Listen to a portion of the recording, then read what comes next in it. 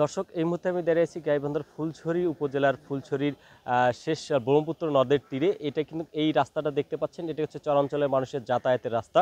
তো গত কয়েকদিনের তীব্র তাপদাহের কারণে কিন্তু মানুষের জনজীবন অতিষ্ঠ হয়েছে এবং বিশেষ করে চরাঞ্চলের মানুষের ক্ষেত্রে কিন্তু এটি আসলে বেশি প্রভাব লক্ষ্য করা গেছে। কারণ তারা কিন্তু তাদের বাজার করার জন্য কিন্তু তারা ফুলছড়ি হাটে শনি এবং মঙ্গলবার কিন্তু চলে আসে।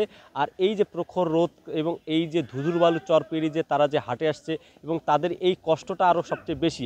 আর এই গত কয়েকদিনের যে তাপপ্রবাহে যে তাদের যে একটা ভোগান্তি, সেই সংবাদ জানাতে কিন্তু আমরা আপনাদের সাথে যুক্ত হয়েছি। আমরা একটু কথা বলবো।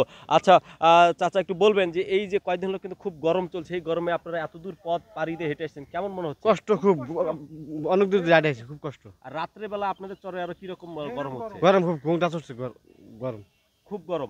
তো তেমনটি জানালেন, গরম কিন্তু খুব চরাঞ্চলে আরো বেশি এই কয়েকদিনের তাপদায়। আমরা আরেকজন চাচা, আপনি কোন চর? আর সেরকম মধ্যে খোলা বাড়ি, কিরকম খুব গরম, তাপ খুব। মানে রাত্রেবেলা? হ্যাঁ, রাত্রেবেলা আমার নুন ছাই পড়ে গেছে গা। মানে ওখানে বিদ্যুৎ ব্যবস্থা কি আছে? বিদ্যুৎ আছে, কিন্তু সারাদিন কারেন্টই থাকে না। কারেন্ট থাকে না? না। আর কারো অসুস্থ হওয়ার এরকম কোনো খবর তো আছে? কিছু কিছু করে অসুস্থ, কালকে একজন নিয়ে গেছে জামালপুর। বান্ডেল থাকলে প্রতি সেনমানিতে টাকা বাঁচবে।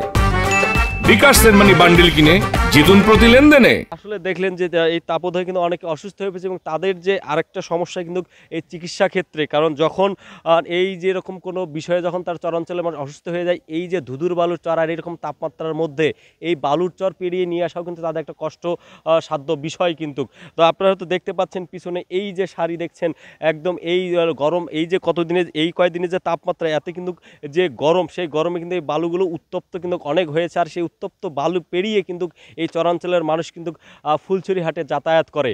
তো এই যে এই কয়েকদিনের তাপমাত্রায় আমরা যতটুকু আবহাওয়া অধিদপ্তর সম্পর্কে তথ্য মতে জানতে পেরেছি যে গত 3 দিনের তাপমাত্রা কিন্তু 37-এর কাছাকাছি ছিল এবং দিন এবং রাতের তাপমাত্রা রাতে একটু হ্রাস পেয়েছে।